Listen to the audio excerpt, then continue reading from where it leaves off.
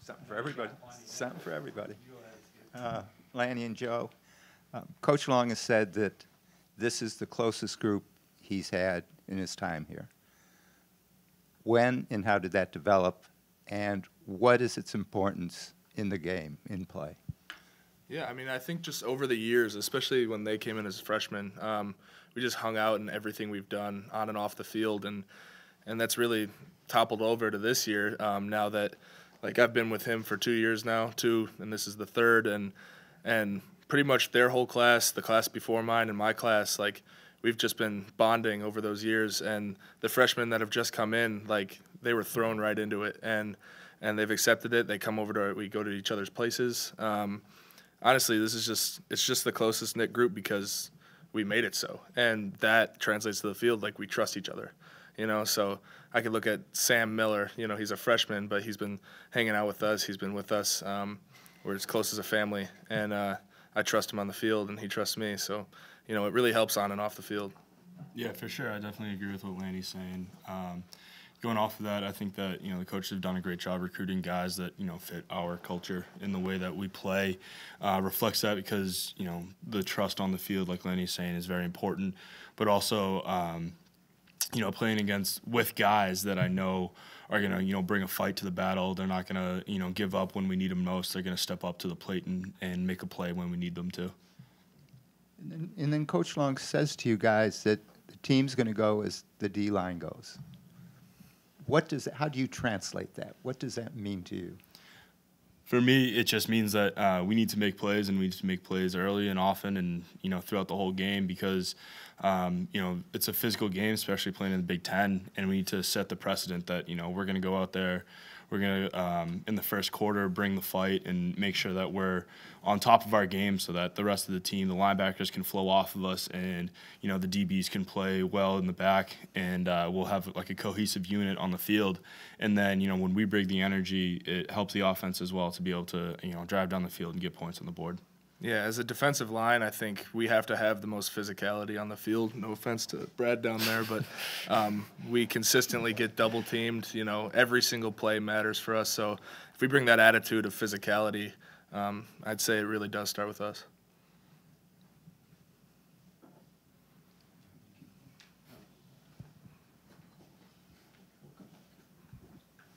Brad, does it feel like the offensive line has continued to improve and maybe turned a corner in the last couple of weeks? Yes, I think that every week, I guess like since Maryland, like we've just taken steps to getting better, and we kind of put that on ourselves and as a unit. I mean, we also have a saying that the offense will go as we go. So I'm pretty sure every room says that, but I think ours is a little more true, just because honestly nothing can happen if we're not there. So.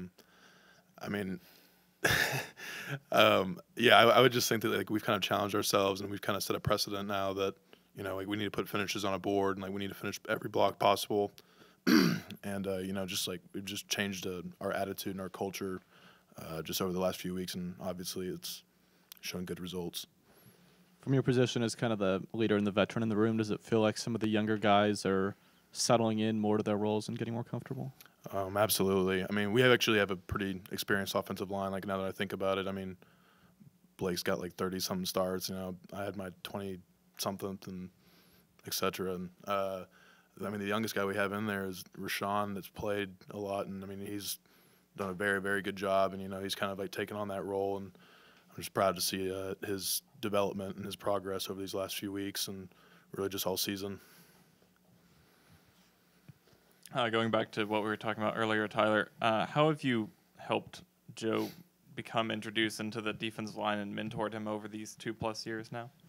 Yeah, I mean, not only Joe, but everybody else. I think it starts from the top down. Ever since they get in, we're told, like, to know the defense, we have to be able to teach the defense. And when they got in, like, it was our job to teach them exactly what they needed to know. And in turn, like, that helped us study everything. So in mentoring them, like, it's really teaching ourselves how to be better players. But that's just translated. Like, he's now a mentor to the guys younger than him. I'm a mentor to the classes younger than me. It's just going to be a tradition into the D-line room. As soon as a guy younger than you comes in, it's your responsibility to get them caught up, learning yourself on the way. Jeremy, can you describe the mindset at the beginning of overtime last week? I mean, you've been now, this is your third in a row. You're a veteran now of overtime games. After you guys had the ball at the end of regulation, you get the ball back there, you're back there on the field. Is there overwhelming confidence at that point? There's definitely some, confidence, after having 4 overtimes the week before. And I would say that my mindset going into it was just, what can I do to help this team and help, just come out with a victory in this game? And I know going into it, we were looking at what we could do, what was our plan going out there. I know I didn't necessarily know how much or if I were going to get into the overtime until the actual minute of the snapping when we were going out there. They sent me in, and it was just trying to figure out just what I had to do. It was just pretty much going out there and doing my job. Did Justin tell you to go in? Yeah, he did tell me to go in actually, because one of the plays he felt that I guess my speed would actually help for that play, so he figured he told me to go in there, I guess. So it was a really nice thing. Helps with I appreciate it. In a different vein, this is the first November night game in Northwestern history, at least here at Ryan Field. Is that something you guys would like to do? Are night games preferable for you, for any of you? I think any time of the day that we're playing, it's time for us to get up for a game. So it doesn't really matter if it's 2:30 or 11 o'clock or 6 o'clock. We're definitely get excited for it. I know I prefer personally.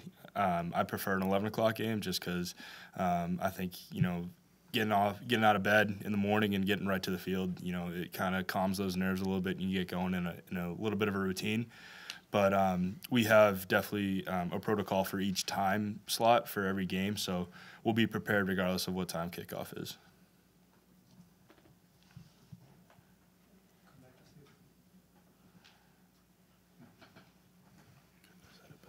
Brad, when you guys were 2 and 3, you said everyone has to look himself in the mirror, figure out what's going on, and come back better.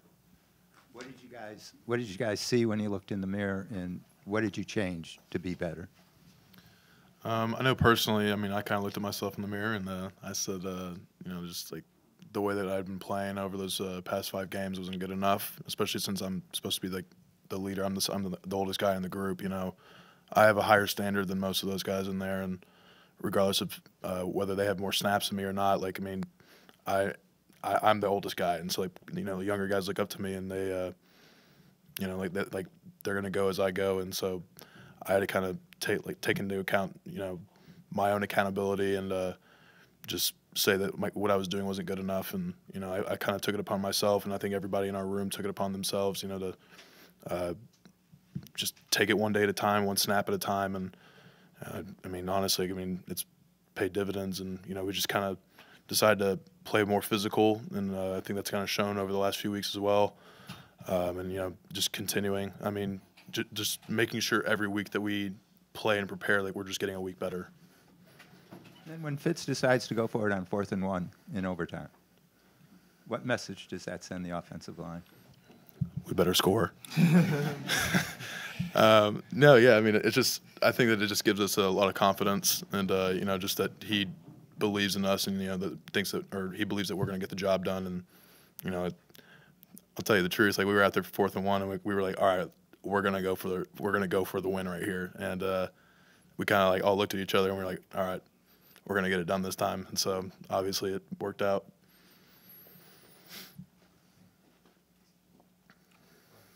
The last one, Jeremy, what do you learn from Justin Jackson, either by listening to him or just watching him, how he goes about his business? Like you said, just about how he goes about his business. One thing I've really been able to learn from him is how he prepares for a game and the extra film that he watches throughout the week, how he recovers through every day from after practice, from after the game, and then just the type of leader he is. He's a very vocal guy. Constantly he's telling us how we have to be better. We have to be the most prepared group. We have to this and that. Just how he is as a leader, as a person. He's a great guy, and that's just one thing I've really learned from him. And how's that made you better this year?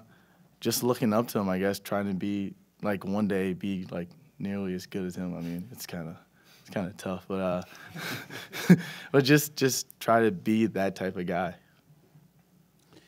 Joe, 2 questions for you. Number 1, do you have a nickname? Just first 3 letters of my last name. You like that, or? Yeah, I mean, I get called a lot of names. Gaz. People pronounce my last name wrong too. So actually, I think there was one clip from the Big Ten where someone had pronounced my name wrong. I don't know who it was, but they put an R in there or ended it with an I or something like that. So people have been giving me a hard time saying that anything that is Italian is my last name. So they're calling me Joe Fettuccine Alfredo or Joe Grazzastapi and stuff like that. So I get called a lot of names, but I answer to a lot of them. Well, I was probably that guy, by the way. Secondly, how have you transformed both physically and mentally since you first got here? Yeah, my first year I expected to play going into the Stanford game, and I think Dean and Deontay and the older guys, including Lanny, did a great job getting me prepared for that. Thankfully, I got a redshirt year, and so I took that year to get as strong as possible as I could in the weight room. And credit to Coach Hoot and his staff for developing. I was just a gangly kid, freshman coming in, and they put on some size, put on some strength, and then last year was a big step for me. First year playing, and I think CJ was another great leader for me that taught me a lot of great technique. Things that I can use in, pass rush and stuff like that. Nafati was great and helped me work my hands. And then this year, taking on my own role as a starter was a huge jump for me, but I think I was ready to take it on and just kind of took it and ran with it, trying, every game to develop my skills and become better pass rusher, better run defender. And I think that throughout this year, I've learned a lot as well. So hopefully I can continue that progress on the upward trend.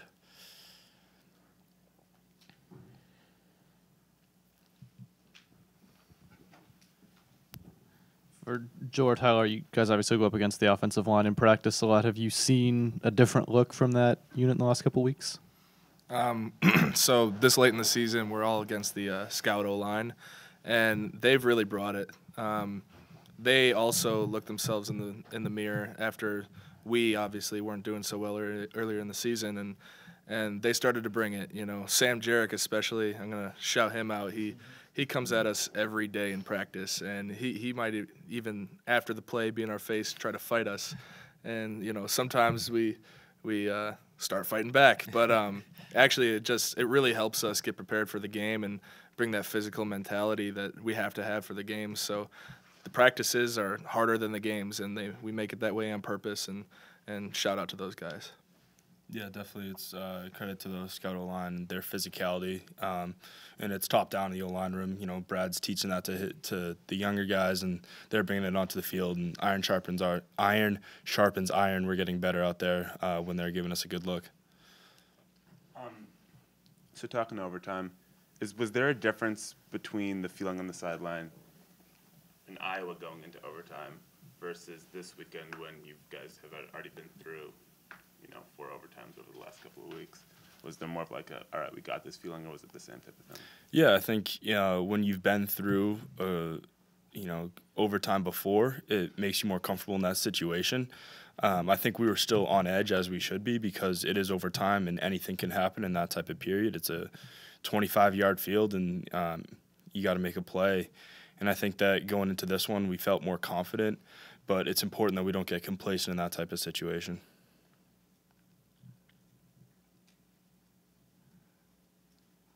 Anything else? All right, thank you very much. Thank you. Thanks, guys.